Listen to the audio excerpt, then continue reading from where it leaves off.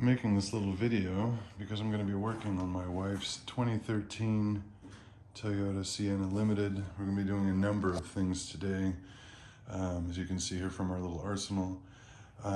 First thing we're going to be doing is an engine flush on this thing. It's got 180,000 miles on it, and we've been extending the oil changes with the appropriate 20,000 mile oil and the extended life filters. We usually go 15,000 or so miles. Engine is still running like a champ. It's not burning any oil, but since I'm going to start going to the Restore and Protect from Valvoline, I'm going to be doing a Liquimoly Engine Flush today. We're going to add some seafoam to the gas tank just to clean things up a little bit. And I've even got some of this anti-friction stuff just to make things nice and quiet when we're done. I'm going to be switching the oil grade from the recommended 0 weight 20 from Toyota.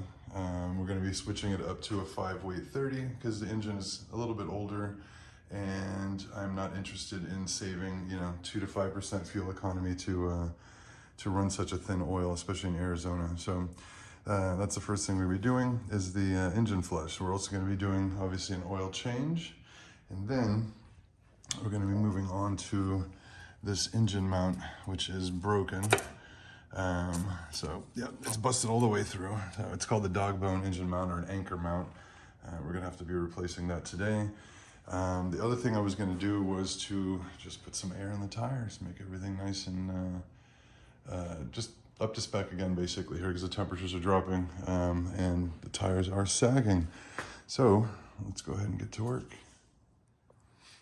All right, you guys, we're gonna go ahead and add the Liquimoly to start the engine flush process on the Sienna. I'm gonna go ahead and pour it in. I let the car run for a couple minutes just to warm it up slightly. Get the oil thinned out a little bit there. This is the top-notch stuff. If anybody knows or you don't know, the Liquimoly stuff is highly, highly rated. It's German stuff. We're gonna let the engine run. The instructions usually say about 14 minutes. I'm gonna let it run for like 20, 25 minutes. Just let the stuff really get in there. We'll go ahead and change the oil. All right, while the engine flush is continuing, I went ahead and took the anchor strut mount out.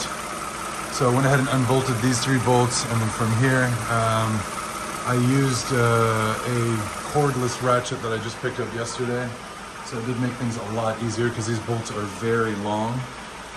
You've got 3 that go in the base, and then the one that goes in the top near the windshield. If you look at the difference, look how busted this thing is.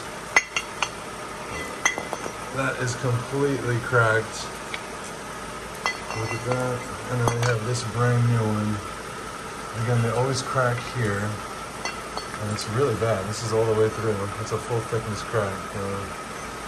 Anyways, I'm just taking advantage. So while the car is continuing, and I think we have another 11 minutes or 8 minutes on the timer for the engine flush, I'm going to go ahead and put the new mount in, and then I'll go ahead and fill up the tires.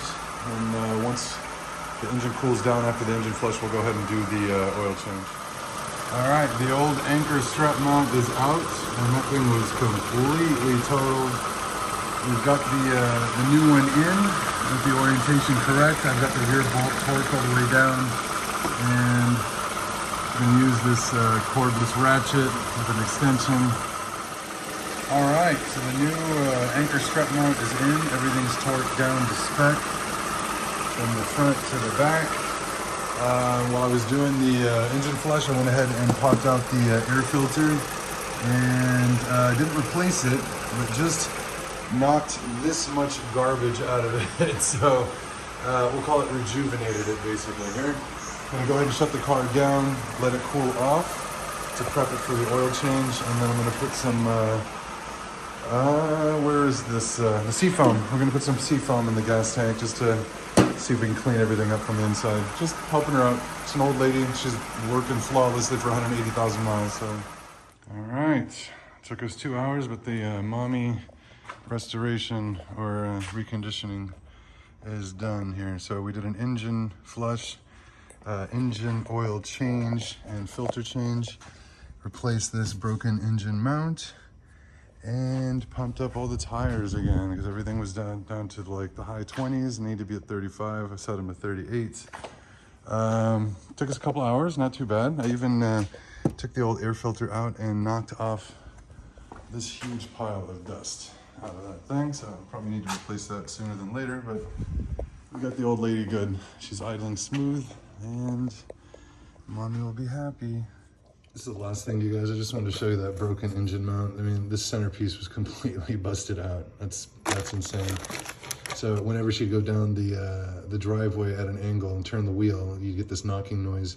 And basically, yeah, this is, the centerpiece isn't even cracked anymore. It's just, there's no support, so it's moving around within the housing. Yeah. Bye.